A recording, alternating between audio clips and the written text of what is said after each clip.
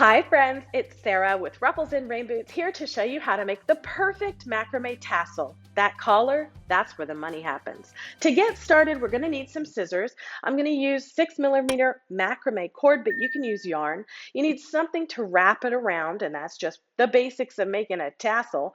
You can use a brush or a slicker comb, which I'm using because I'm lazy because I can just pop that end out and all the fuzz comes off. So I know you're probably wondering why I'm showing you how to make a tassel. That's because somebody will inevitably ask, well, how do you make the tassel part? So I'm putting it all in one video. You can fast forward if you just want to learn how to make the rock star collar. All right, so we're just going to make our tassel. Here's a tip. Always pull one end a little longer, and that will be your wrap cord, so that when you make your knots, you can make everything even in case you need the end two pieces to be the same, like I did for this project. Here's another part of making a tassel that's pretty normal. You're going to cut all of the loops right at the bottom. I promise, it does get better than this. My tutorial, like the magic is coming. Not yet, because now we're going to protect our work surface with something, and then we're going to make noodles. We got to make some ramen noodles before we move on. Now, the slicker brush is my favorite. I put the item down on the cutting board and use the slicker brush to brush it out. It takes less time if you have this brush to get this fluffy business. And the slicker brush, that button on the back, all the stuff that comes off when doing the brushing, you can just wipe it off easily. Look at that magical floof. Okay, so here's the part you need to pay attention to. All right, you want to make the perfect collar? Make a U. Make a loop.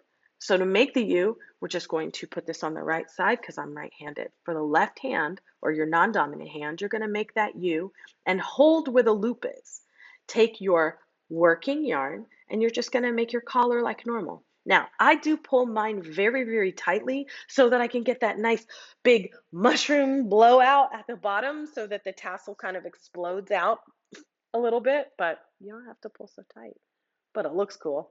All right, so we're going to make 1, 2, 3, 4 loops around to make my collar, but you can do more or less. We're going to get our pieces for hanging out of the way and cut off our working yarn.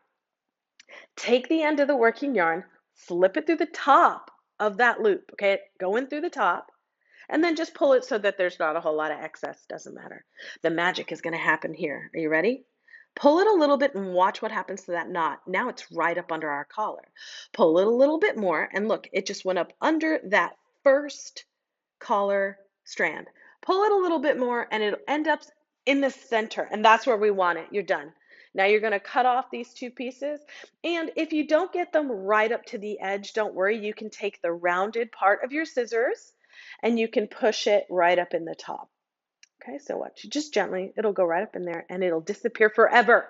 And then you just make your tassel the rest of the way. I would recommend using not a dull rotary cutter for that. Give it a haircut, a trimmy trim, and let me show you. This is what that's unbrushed, unstyled. That's straight up after cutting. Look at the collar. Let me show you again. Look at the ugly side of the collar. It looks pretty good, huh? Be sure to follow along for more easy tips. Thank y'all for joining me.